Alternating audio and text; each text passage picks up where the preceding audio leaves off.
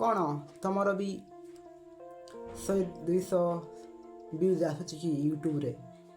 ତ ମୁଁ ଆସିଗଲି ଏବେ ତୁମକୁ ବତାଇବା ପାଇଁ।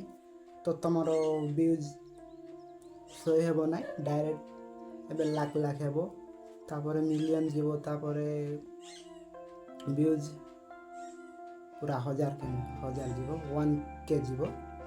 ତୁମକୁ ସେ ଟ୍ରିକ୍ ବତାଇବି। ତୁମେ ଯାଇକି OIT ଷ୍ଟୁଡ଼ିଓ ସେଟିଂ କରିବାର ଅଛି। ତ ଲେଟ୍ସ ଷ୍ଟାର୍ଟ ଯିବା, ମୁଁ ବତାଇବି ତୁମେ କରିବାର ଅଛି।